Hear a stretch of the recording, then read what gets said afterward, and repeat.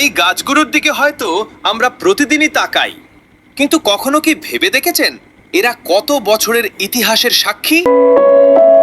পার্বতীপুর রেলের এই আবাসিক এলাকায় দাঁড়িয়ে থাকা বিশাল গাছগুলোর গল্প জানতে আজ চলুন একটু কাছ থেকে দেখে আসি। পার্বতীপুরের রেলওয়ে আবাসিক এলাকায় ঢুকলেই চোখে পড়ে সবুজের এক অন্যরকম আবহ। আর সেই সবুজের মধ্যে সবচেয়ে বেশি নজর কাড়ে এই বিশাল আকৃতির পুরনো গাছগুলো। বছরের পর বছর ধরে রোদ, বৃষ্টি, ঝড় সবকিছুর মধ্যেও তারা দাঁড়িয়ে আছে একই জায়গায়। সময় বদলেছে, আশপাশের পরিবেশ বদলেছে, কিন্তু এই গাছগুলো যেন এখনো ধরে রেখেছে পুরনো দিনের একটা স্মৃতি।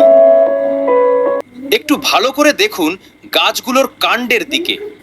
মোটা কাণ্ড, বিস্তৃত শিকড় আর আকাশ ছুঁয়ে যাওয়া বিশাল ডালপালা। একটি গাছকে কাছ থেকে দেখলে হয়তো শুধু একটি গাছই মনে হয়, কিন্তু একটু দূরে দাঁড়িয়ে তাকালে বোঝা যায় প্রকৃতি কতটা বিশাল হতে পারে। এই গাছের ছায়ায় হয়তো একসময় রেলওয়ের কর্মকর্তা কর্মচারীরা হেঁটেছেন, খেলেছে শিশু, কেটেছে অসংখ্য বিকেল। কত গল্প তৈরি হয়েছে, আবার কত গল্প সময়ের সঙ্গে হারিয়েও গেছে। পার্বতীপুরের পরিচয়ের সঙ্গে রেলওয়ের সম্পর্ক বহু পুরনো। রেলকে ঘিরে গড়ে উঠেছে এই শহরের অনেক ইতিহাস, অনেক মানুষের জীবন আর অসংখ্য স্মৃতি। আর সেই ইতিহাসের পরিবেশের মধ্যেই বছরের পর বছর ধরে দাঁড়িয়ে আছে এই পুরনো বৃক্ষগুলো। তাই এগুলোকে শুধু গাছ হিসেবে দেখলে হয়তো গল্পের একটা বড় অংশই বাদ পড়ে যায়।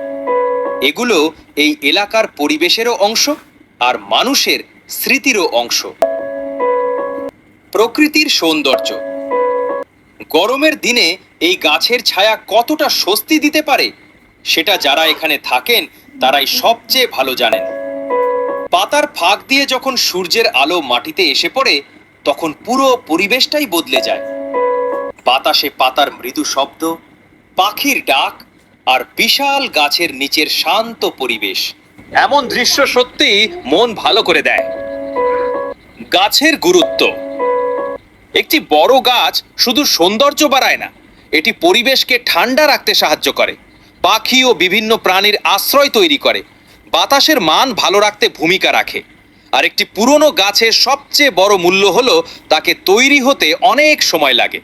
একটি বড় গাছ কেটে ফেলা হয়তো কয়েক ঘন্টার ব্যাপার, কিন্তু সেই উচ্চতায় পৌঁছাতে একটি নতুন গাছের প্রয়োজন হতে পারে বহু বছর।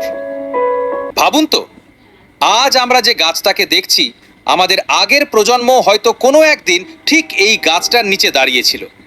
সময় চলে যায়, মানুষ বদলে যায়, প্রজন্ম বদলে যায়, কিন্তু কিছু গাছ থেকে যায় নীরবে। তারা কথা বলতে পারে না, কিন্তু তাদের উপস্থিতিই যেন বলে, আমি অনেক কিছু দেখেছি। তাই পার্বতীপুরের এমন পুরনো ও বিশাল গাছগুলো আমাদের কাছে শুধু প্রাকৃতিক সম্পদ নয়, এগুলো ভবিষ্যৎ প্রজন্মের জন্য রেখে যাওয়ার মতো একটি সম্পদ। আগামী প্রজন্ম হয়তো এই একই গাছের ছায়ায় দাঁড়িয়ে আজকের মতোই প্রকৃতিকে অনুভব করতে পারবে। আপনি কি পার্বতীপুর রেলওয়ে আবাসিক এলাকার এই পুরনো গাছগুলোর কোনো গল্প জানেন? কোন গাছটি কত বছরের পুরনো, এমন কোনো তথ্য বা স্মৃতি থাকলে কমেন্টে জানিয়ে দিন। আপনার তথ্য হয়তো এই গাছগুলোর হারিয়ে যাওয়া ইতিহাসকে সামনে আনতে সাহায্য করবে।